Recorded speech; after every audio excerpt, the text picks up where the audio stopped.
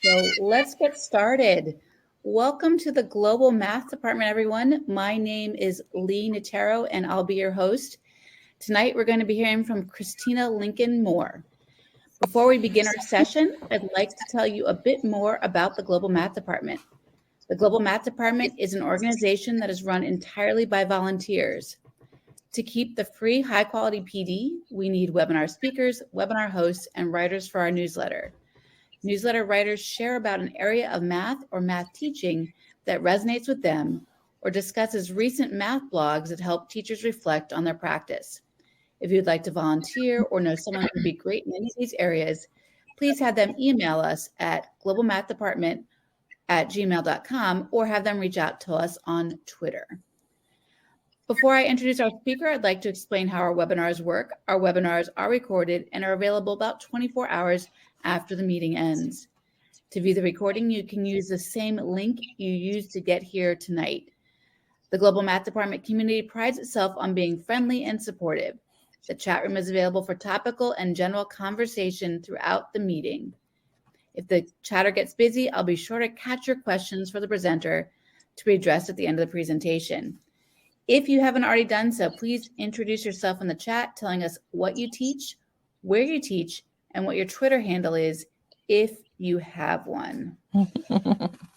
So I see a few names that I recognize in our list of attendees this evening. Our webinar speaker is Christina Lincoln Moore, and she'll be sharing on the topic, Talk Number to Me, Mathematics, and Mindfulness. Christina Lincoln Moore is an innovative constructivist educational leader who is tenaciously and profoundly dedicated to mindful inquiry-based learning to engender formidable mathematics identities. She taught for the Los Angeles Unified School District from 1996 until 2014. She's currently the principal of Cherimoya Avenue in Hollywood, California. She is pursuing a doctorate in elementary mathematics education from the University of Missouri-Columbia. Christina presents as a featured speaker focused on the rehumanization of mathematics for historically excluded students by integrating mathematics, social emotional learning, and mindfulness. She believes the integration of SEL and mathematics can change the trajectory of children's lives. Her professional presentations include the National Council of Supervisors of Mathematics, the National Council of Teachers of Mathematics, and the California Mathematics Council. She serves as a Secretary of State for the California Mathematics Council, and she is the founder of Talk Number to Me Mathematics Consulting. And now I'm going to turn the presentation over to Christina. Hello, everyone. I'm so glad that you can join me. Thank you, Lee. I appreciate that wonderful introduction. This is actually, I'm sunsetting this presentation. I've been presenting on mathematics and mindfulness for 10 years now.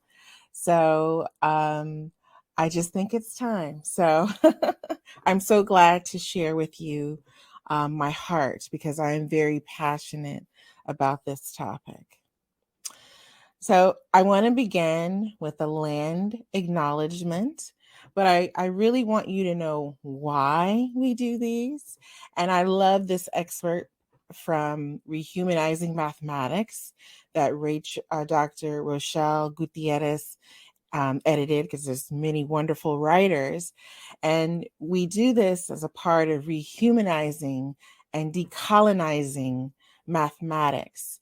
And this book, got this picture here, I have that right here, is a very beautiful picture book that shows notable Native Americans, and it talks about settlement colonization. So where we live, California, in Los Angeles County, we acknowledge our indigenous people.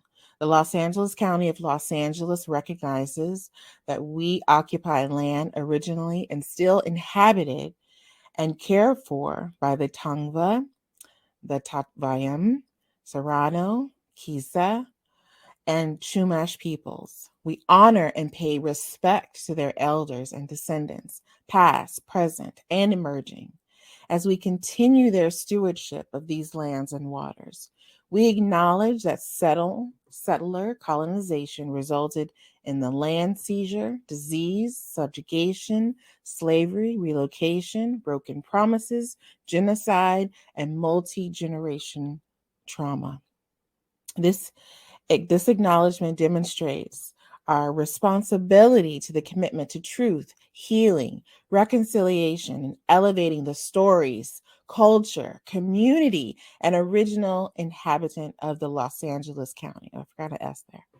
We are grateful to have the opportunity to live and work on these ancestral grounds. And I want to be very specific that as a principal, I don't just do land acknowledgements. We have created murals of Indigenous peoples on my school campus. So I don't just do land acknowledgements.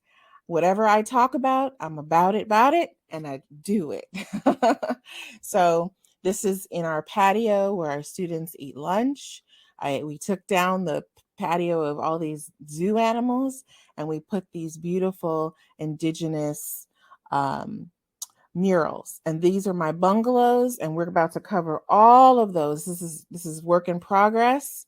You can see in that area it's kind of still in pencil, but we are just going to cover my school with these beautiful Indigenous paintings to pay homage to our Native American brothers and sisters.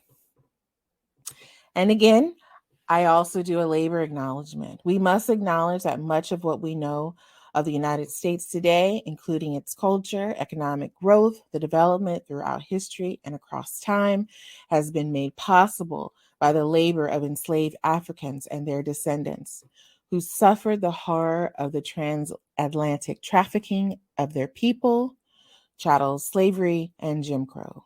We are indebted to their labor and their sacrifice. And it is Women's History Month, and got to give a shout out to Supreme Court Justice Sonia Sotomayor. There are moments where I am deeply disappointed, but I just lick my wounds. I cry sometimes, and then I say, let's fight. And that's what I very much identify with that. And this is just a little something about me, about my family. I love doing Bitmoji spaces.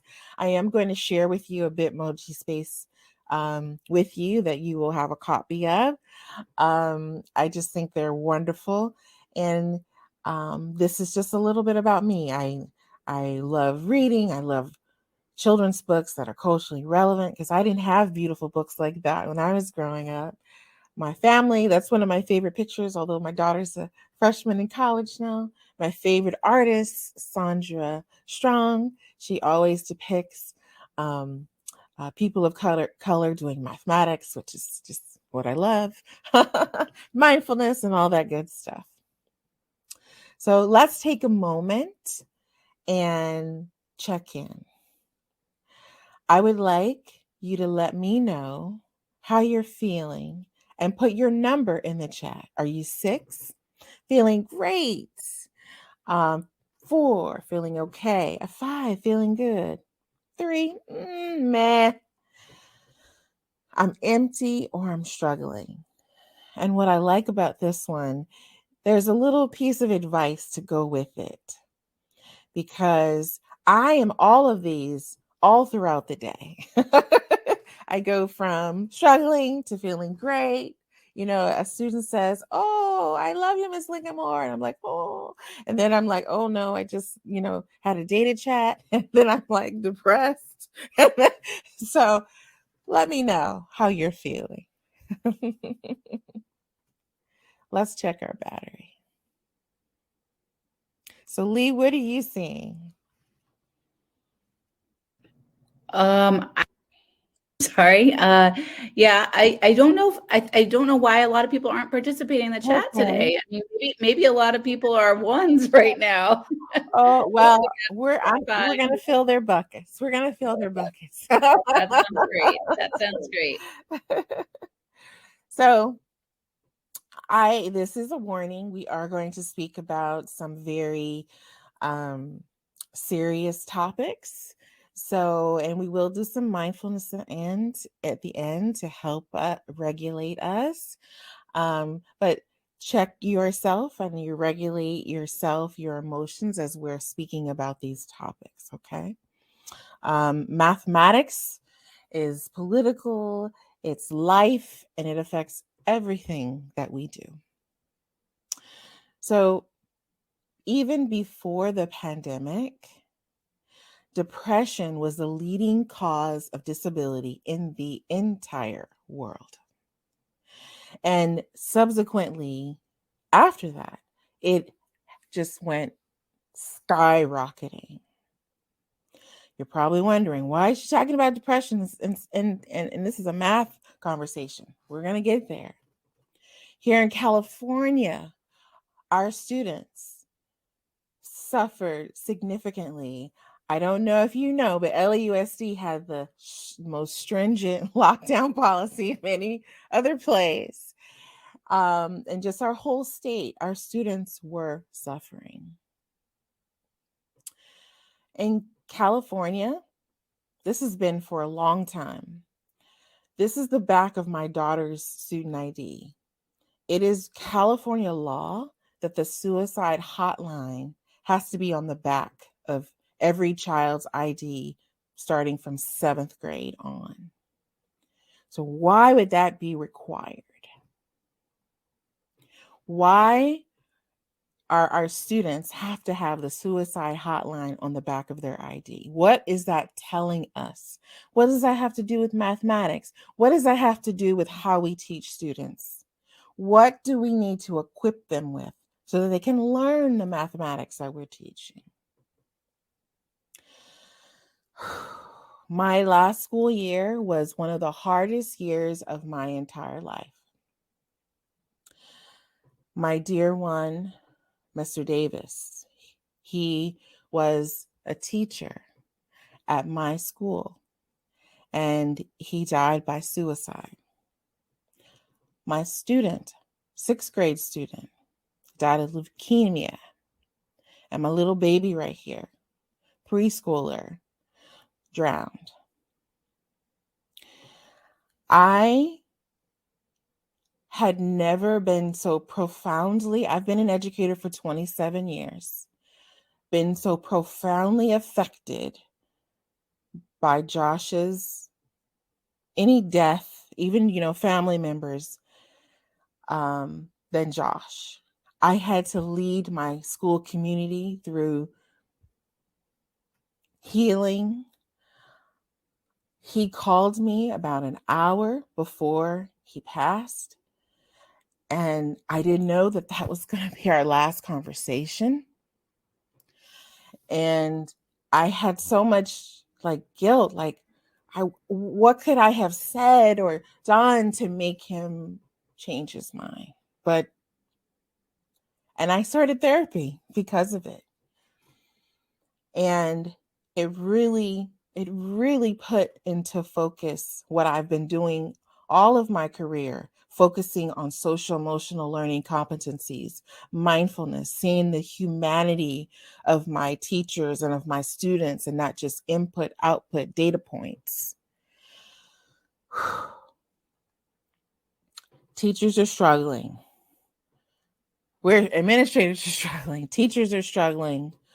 Our strong teachers are struggling because the enormous weight of, the pandemic, but in all of our testing requirements and our, just all of the weight of everything that's put on us. And as an administrator, I have to try and take some body blows from my teachers to try to shield them. I can't do it all the time, but I try. And with knowing that depression is a leading cause of disability, people are struggling, we can't just go about business as usual. We have to see people, students, teachers in their human self. And why are we talking about this? Because stress inhibits learning. I cannot hear you if I am under duress. Chronic stress disrupts you from your brain processing information. Your amygdala is in fight, flight, or freeze. Am I going to escape this place and go to the bathroom? Am I going to be cold called? And it's this, and I don't like cold calling. It puts our children and us, our teachers too, in this kind of um, you know state where we really shouldn't be, to focus and teach and learn at our very best. So, one of my favorite books, and I have many, many, many books. My secretary a couple years ago said that I do book therapy. I'm going to read you a piece and why I so passionately believe that social emotional learning and mathematics belong together. Too often, those of us who teach mathematics professionally say, my job is to teach math. It's about teaching math. We're only about, if teaching math were only about teaching facts and procedures, we forget that my job is to teach people whose experiences often interact with mathematics in completely different ways than my own. And that means education has to take into account the whole person, the joys and sorrows of each person beyond just the mathematics that they are learning. As a mathematical learner, I do not let myself be sucked into an education that champions mathematics as pure logic, cold and heartless, with a bunch of rules to follow. Who would want to learn that or teach that? That is not where the heart of mathematics is. You cannot separate the proper practice of mathematics from what it means to be human. Because we are not mathematical machines. We live, we breathe, we feel, we bleed. We are the embodied human beings. Why should anyone learn mathematics if it doesn't deeply connect to some human desire? Something we long for: to play, seek truth, pursue beauty, find meaning, fight for justice. You, as a mathematical explorer who is learning to embrace your identity in math, can be part of a movement to read people differently. Believe that you and every person in your life can flourish in mathematics. This is an act of love. For you love another human being when you honor them as a dignified mathematical thinker and believe in their potential to realize their mathematical brilliance. Why excel in mathematics? Simply because we are human. I'd love to hear your thoughts in the chat. That statement is so profound. You cannot separate the proper practice of mathematics from what it means to be human. Your thoughts?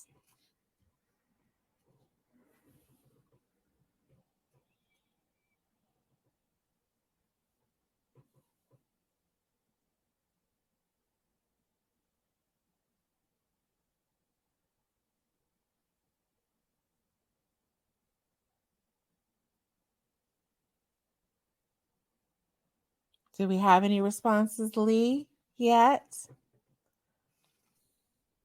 I did see a heart emoji pop up, 2 different heart emojis. So I think there's people that are agreeing with you. And I definitely agree that, students bring their experiences with them, and we need to recognize that. Mm-hmm. Um, you know, some of those experiences are good and some of those experiences are bad, and we need to find ways to help those students heal that have had those negative experiences and capitalize on the positive experiences as well. Definitely. Rewriting that narrative. So this is my thesis.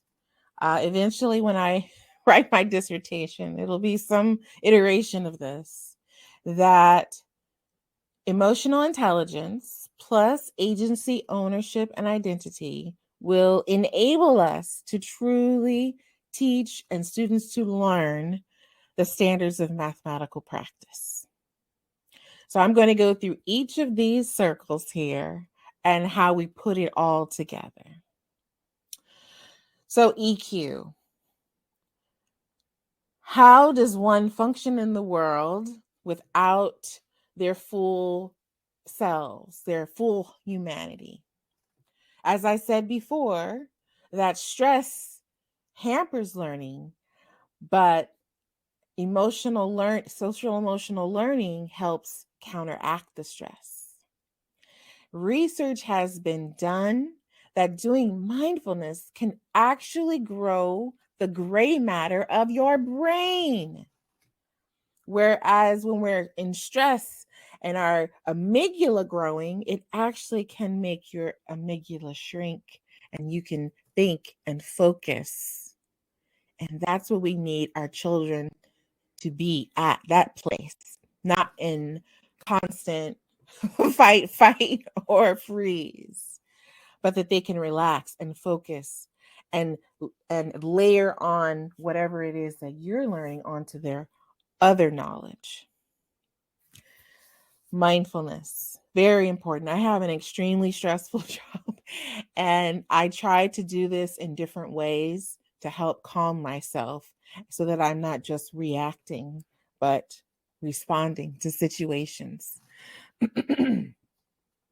For me, I have been trained in dynamic mindfulness, which is by the Niroga Institute, and it's 4 foci: stress resilience, self-awareness, emotion regulation, and healthy relationships. So as I'm navigating my world throughout my day, I'm moving through those 4 areas all throughout the day, regulating my emotions, taking the time to speak to this person so I can continue a healthy relationship. As stressful things happen, how to combat that, being aware of what I do, and you're just moving through this fluid world all the day. And in a day you're making like a million decisions. And having a tool like this is very helpful. So at my school, it's very different. When you come to the principal's office, we're going to do some mindfulness. We're going to read. We're going to be very reflective. We're going to make some goals. It's not just, call your mom, you're in trouble. We're going to make some real choices that can make a difference. I changed my award system at my school. I used to hate Student of the Month as a teacher. So I also had my own celebration where every student picked a piece of their work and we celebrated, and it was a potluck. And that turned into a monthly potluck thing. We ate a lot of good food, and we built community. So when I became a principal, I knew what I wanted to do, and that's what we do. We have awards, and it's not Student of the Month. It's different characters. You're a star student, you're a great friend, you're a whatever it is. And then that's corporate, where you acknowledge 4 or 5 kids. And then over Zoom we have the classroom, where each child picks something. It could be their math, it could be their art, it could be their story, their acrostic poem, whatever it is. And everyone is celebrated. The humanness that every child is acknowledged. I want to show you a piece from my dear teacher, Josh, of what it's like to be at one of our assemblies. There we go. Is Sophie Mayan. And Sophie is receiving this in honor of her kindness to others and her tremendous improvement in self-confidence. Now, I must be honest, I have known Sophie longer than Sophie has been alive. I taught her aunt and her cousin 20 years ago, my first year at Cherimoya. I've taught her other aunt, I believe 16 and 14 years ago, respectively. I remember when Sophie was born. And Sophie's come into our classroom and made such a wonderful impression on all of us. She just truly is a kind, thoughtful person. She spreads joy with her wherever she goes. She celebrates other people's achievements more than she celebrates her own. If somebody does something well in class, she's one of the first people to type into the chat a congratulations, a good job, just a kind word. If she sees someone who is maybe not having that good of a day, she'll reach out to them and make sure that they know that they are loved and they are appreciated. And while she's done that, it's come back to her 1,000-fold. The kindness that she gives, she gets it.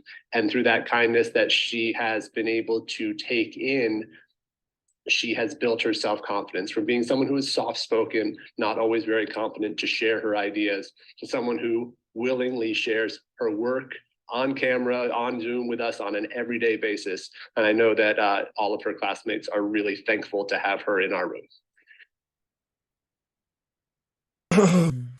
Josh was one of the most amazing humans I ever knew.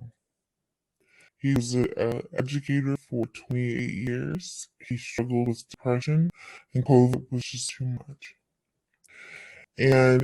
But this is when you have an assembly that goes from just student of the month to a child being loved on and told who they are, seeking identity into them and saying no, that they're loved, they're going to learn. He had the ability to turn around the most. People were like, they would stay at my school for 6th grade because they wanted their child to be in Josh's class. So I have permission from his parents to speak about him. And, in indigenous cultures, we continue to say their names so that they are continually alive.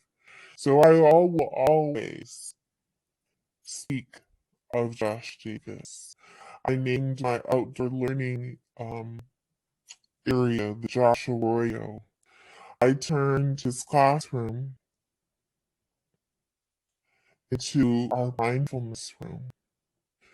I thought that was the best way to honor who he is and to me and who he was, because that room had a lot of love in it. He was at my particular school for 20 years and he taught for 28. And so this is the room where my PSW, my psychiatric social worker, lives. And we do counseling, individual counseling. When someone just needs to cool off, if a teacher, classes go in and do yoga. This is our place. And I honor him with this space.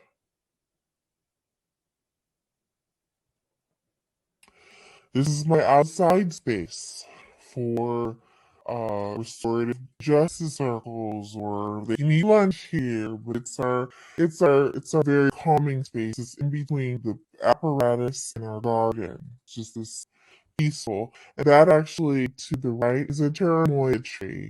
I have 3 cherimoya trees on my campus, and we are Cherimoya Avenue. So that's just a little bit about emotional intelligence and some examples, a few of the examples of what I'm doing at my school to engender that. Because remember, my goal is EQ, agency, authority, identity, so that we can get in mathematics. I would love if you have any thing to share about what I've shared so far. So the question is, what does supporting emotional and mental health look like at your school? What is going on there? What are some of the things that you are doing as a teacher? What corporately your school is doing, or things that you are looking to do to introduce? I would love to hear.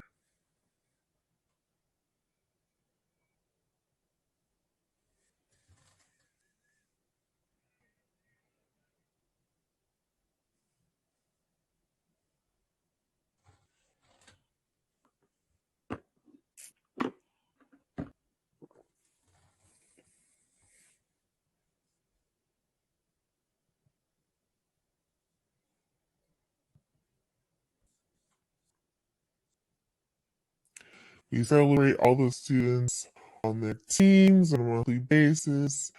In larger institutions, it can be challenging. I understand.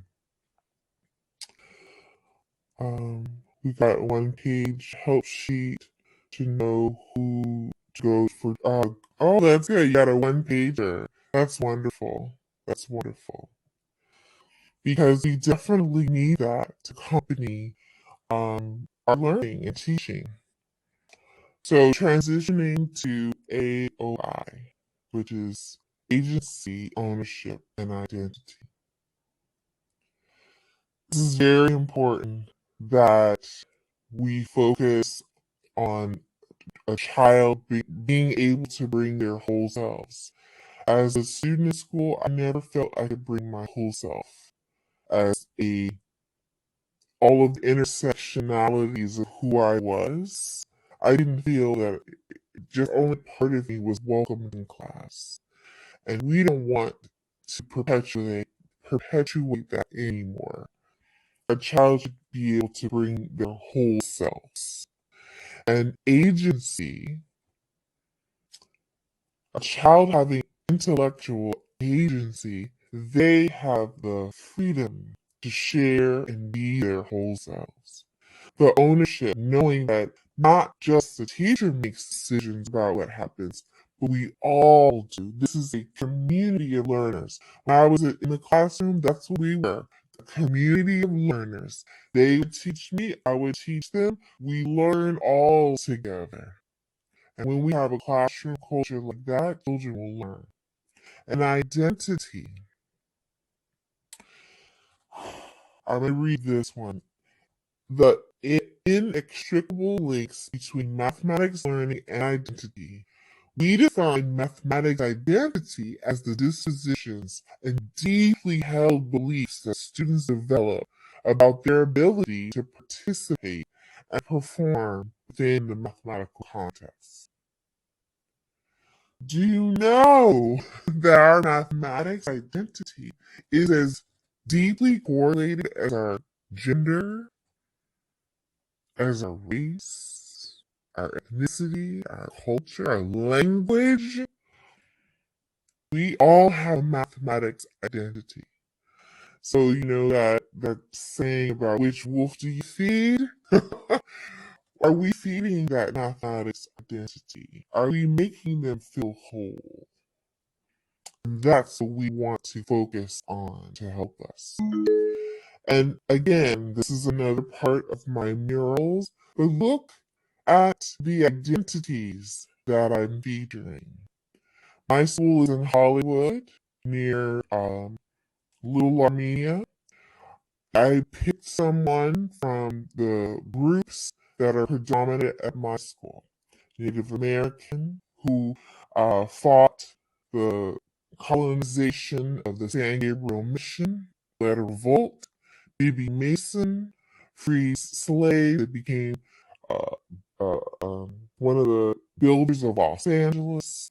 We have Nick Adams, who was very famous environmentalist here. Cesar Chavez, who led the union with um, Dolores Huerta, and Zorthan, who was a famous muralist, Armenian muralist. identity. I'm telling you, I don't just talk, I walk. I want my children, my students, to see themselves in what we are doing, what we are reading. I've spent $30,000 upgrading my library, that it is culturally relevant. Ooh, you should saw books in there. We have book studies from people like this, these two amazing humans, choosing to see where we had Pamela come, and she led us through her wonderful text. If you definitely, I love this book, but you definitely have to get choosing to see. It will really help you do a deep dive, and a lot of what she says is what I'm saying about linking and social emotional competencies and children bringing their whole selves so they can learn mathematics. Coming back to this amazing text, in chapter 4, Dr. Nicole Joseph, she just had her webinar, or her book is in my bag over there, about Black girls. Her work with Black girls is just out of this world. She's out of Vanderbilt University. Tells the story how a teacher built those relationships, and the teacher, it became a reversal that the students mentored the teacher, and because they had such a strong relationship, they excelled in mathematics. Definitely worth the read. I hired a mathematics consultant, not LeBron James. The other one, this is the one that's from UCLA and Harvard. I'm normalizing Black excellence as a Black man as a mathematician. There's no Black man on my campus. I'm actually the first Black principal at my school, and there's no Black males. And I know when he first came, people were like, who is that? It's okay, people. Let's not, calm your microaggressions. He's here with me. And mentoring, being an math coach for my teachers, and having this person who can speak in front of the classroom and is mentoring teachers, and letting students see a Black man mentor their teacher. I've had an issue with, there's a lot of money out there, but who are the consultants that you're hiring? Are they mirroring the students in your classes? They need to see the normalization of excellence and brilliance of people that look like them. It's important. My mathematics program, which is illustrative mathematics, it makes an effort to normalize all types of people being mathematicians. Look at this. This is just a screenshot of one of the pages. We have different depictions of humanity. We need to see that. When you were growing up, did you ever have a math book that looked like that? I don't think so.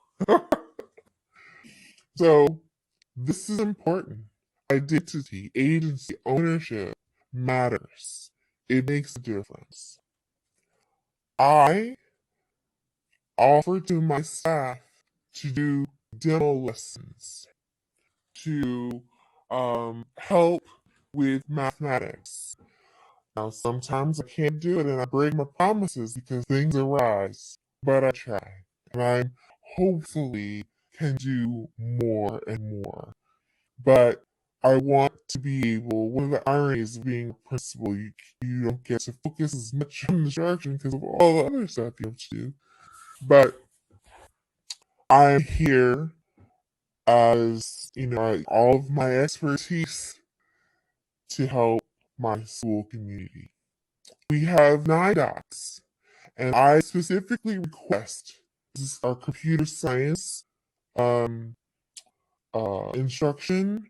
I want them to see women of color as the computer scientists, because I want them to see, and my population is 40% Latino, 40% white, 5% black, with little sprinkles of other things. So it's not just, they need a black person needs to see a black person, but a white person needs to see a black person as a computer scientist, as a mathematician.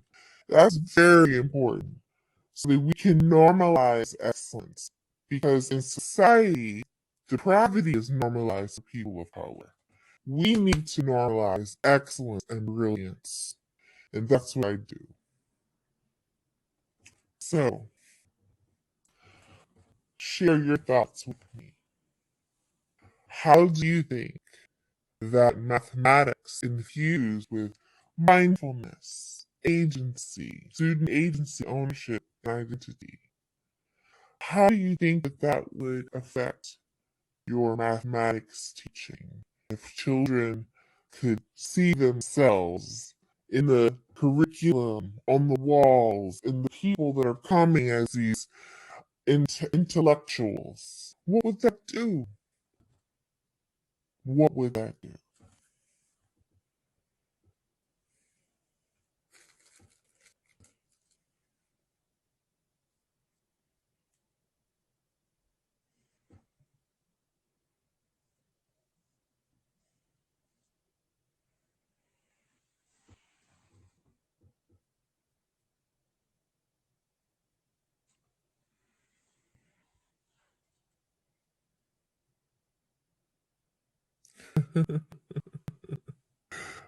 Thank you, Amy. Another book on my to-read list.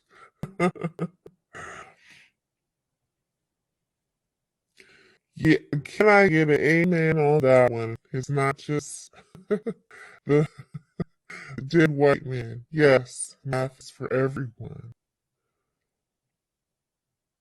Yes, their emotions in a positive way helps understand what matters to them. Yes, yes, yes.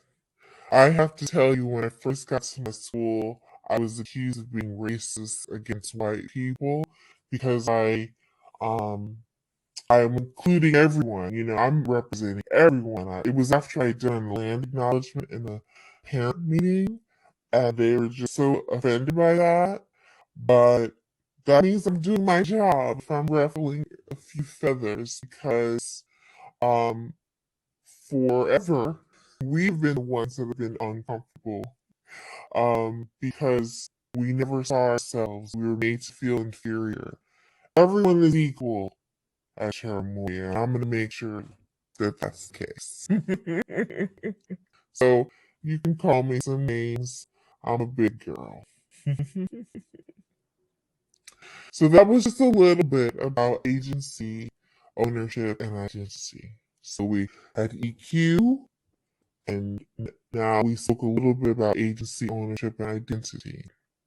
Now, how does that tie all together with the mathematical practices? Let's look at them. We're going to talk about two.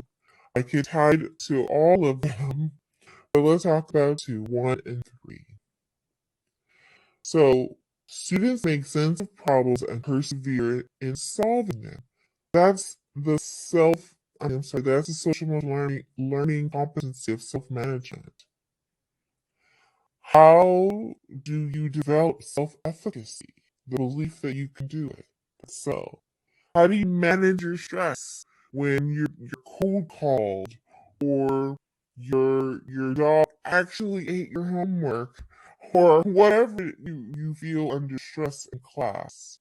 Children are put in stressful situations all the time in class.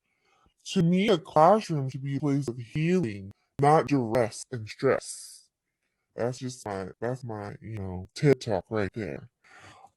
Children should leave the classroom feeling healed and loved, not belittled, or knowing that this child's the favorite. How do they regulate impulses, aggression, self-destructive behavior? how to seek help when needed. How do you develop grit? That's all perseverance and all of that. Self-management. And how do we do that? Is teaching them the skills of social emotional learning. How do you persevere? Math is hard, period. It gets harder as you progress through it. How do they have to have something within themselves to keep going?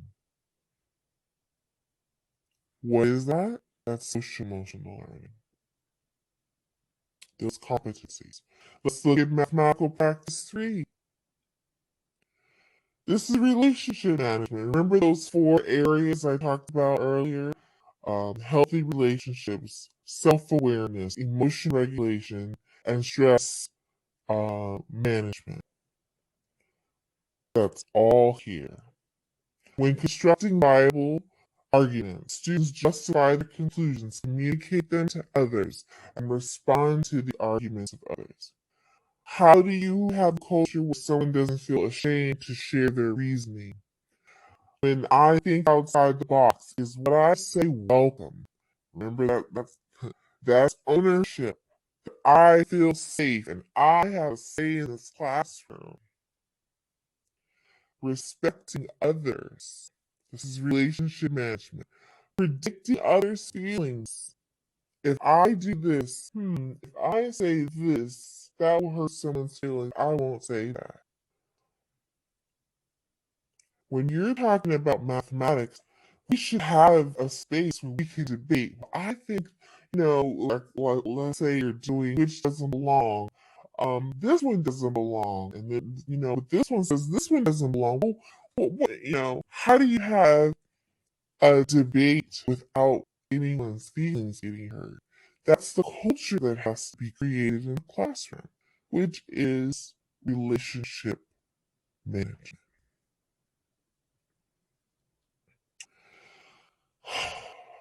When we have all of those, our children can learn and learn mathematics deeply because we have met Maslow's before we can get to the blooms. The humanness, the intersectionality of who they are, bringing their whole selves. And I can learn. I'm ready. I can learn mathematical practices. I can learn the mathematics. And these are life skills. And I'll be able to walk into my next classroom with confidence that I can do what I need to do. So, literally right before the pandemic started, the last in-person conference was this leadership conference put on by Amplify. And I was on this panel with these amazing humans. Sunil, Fawn, Phil Darrow, Jason Zimbo, writers of Common Core. Like, oh my god, I did my presentation and I asked Phil Darrow, well, what do you think? And he was like, you're right, Chrissy. I'm like, the writer of the mathematical practices agree with me. I was like, oh my god. It was like such a life-affirming moment. Although I didn't need his affirmation because I'm very self-aware and have self-efficacy. But it was good to hear. So now let's talk about you. To do all of this good work, you have to have all of this for yourself. How do you bring your whole self? What is your math story, your identity? How do you fill your own cup? As I said before, I'm trying to model in my school all the things that I believe in. Same thing is for you. So let's do a moment of mathematical practice. Mindfulness practice. So I invite you to join me. You can close your eyes. I'm going to have my singing bowl here. The first practice that I'm going to do is I'm going to strike my singing bowl, and I want you to just breathe in deeply through your nostrils, out through your mouth, and just take very deep breaths and just follow the sound of my singing bowl. Okay? In through the nose, out through your mouth, and just breathing deeply.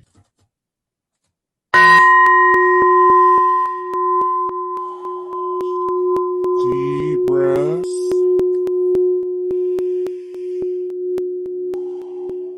I want you to take as deep a breath as you can, because that oxygen helps fill your brain, fill your vessels, helps you think clearly.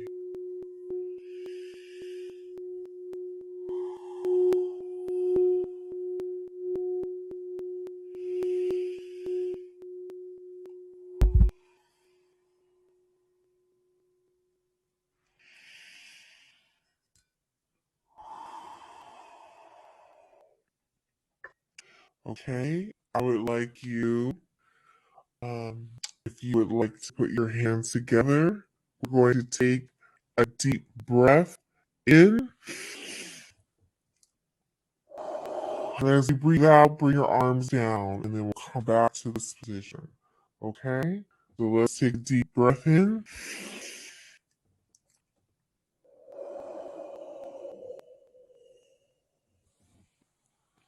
In. Stretch those arms. Take those deep breaths. We're going to do 2 more times. Deep breath.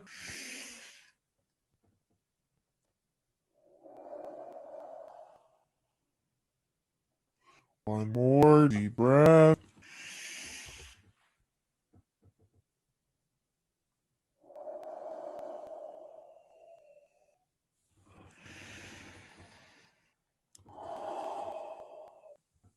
Now we're just going to do some very calm belly breathing. I invite you to put one hand over your chest, the other on your stomach. And I just want you to feel the rise and fall of your chest and your belly. And we're just going to take deep, calm breaths. I invite you to close your eyes and just feel your body moving.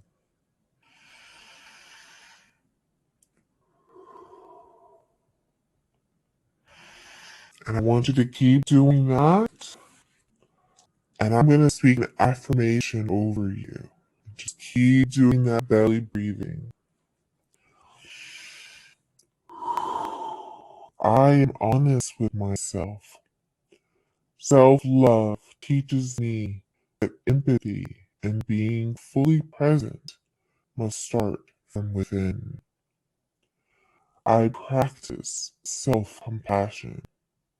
I am not where I want to be, but I am willing to do the work needed to get better. Even though I feel exhausted right now, I will keep working. I know that I have what it takes to accomplish my goals.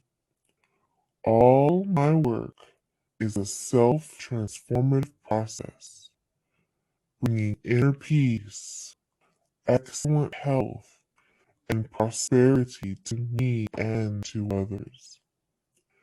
I will continue to invest in myself because I'm worth it.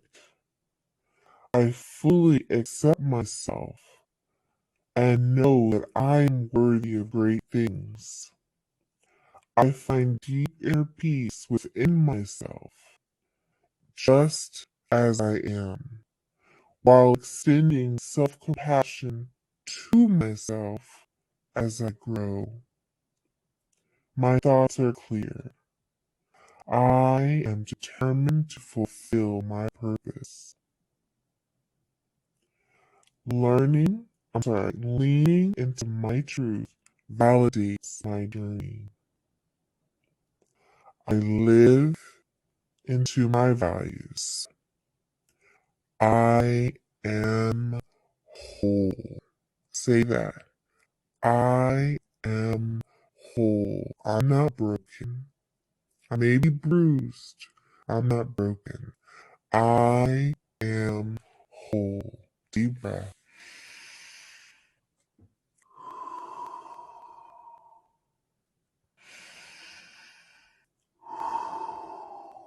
You have to take care of yourself to do this work. There is a dichotomy. We're resilient, but you can need a break too. You can have it all, you've given your all, but sometimes you need to take a step back.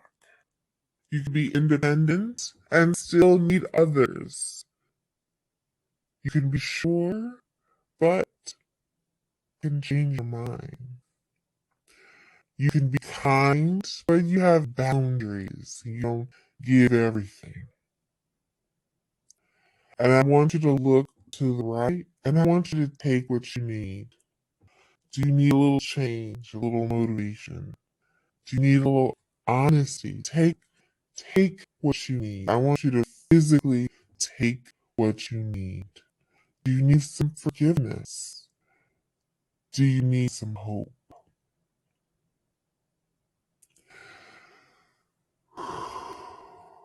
Take what you need. Please, I'm going to put this link in the chat. I challenge you to take 10 minutes every day in some form of mindfulness. I absolutely love the action for happiness. I have these reminders that'll tell me what it is for the day. And it's just a little something for you to do. So today is March the 7th. Take 3 calm breaths at regular intervals during your day. Just a little something. A little reminder to take a moment. It's very hard for me to close my door because I never take a break. I work from the moment I get there to the second I leave. I'm eating as I'm doing that, but I have to close the door, put on my ocean sounds, and take a breath. Because then I'm better after that. I won't be as frazzled. Because you have to make so many decisions. So I encourage you. I love this article. I found it, during the pandemic. Actually, my good friend Rosa Saratory sent this to me. She was like, Christina, this is so you. Taking your belly breaths, doing some yoga, breathing along with motion that helps get all the stress out of your body. Talk to yourself. Positive self-talk. You can do this. I'm strong. I'm going to accomplish this. Because our brain is busy telling us what we can't do. So we have to consciously, remember that amygdala is talking, consciously tell ourselves who we are, speaking identity into ourselves. Control what you can. I can't control that. I can control what I can, and I can't worry about the rest. That's very hard for me. I'm a fixer. Principles were fixers, but I gotta let go. Humming and singing. My friend Rosa always, because I just hum unconsciously. But that's my body's way of calming itself. I didn't know the science behind that. But I hum all of the time. And it's my body just calming myself down. So, one of my goddesses, caring for myself is not self-indulgence.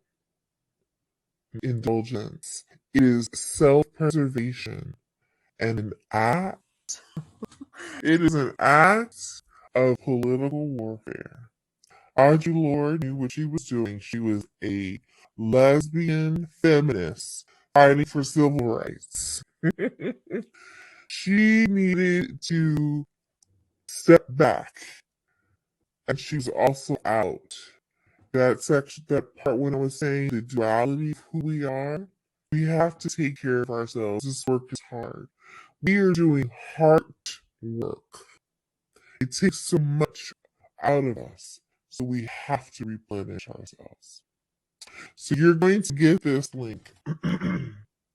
I made this Bitmoji space. I told you I love Bitmoji spaces. For teachers. So it'll give you a forced copy, so you have it. And each one of these little things that you click on are just a little nugget of goodiness. You might be doing some yoga, it might be some calm music, it might be some encouraging words to you. It could be color therapy, um, singing bowl sounds. It's just something for you to take a moment and you can do your 10 minutes of mindfulness with that.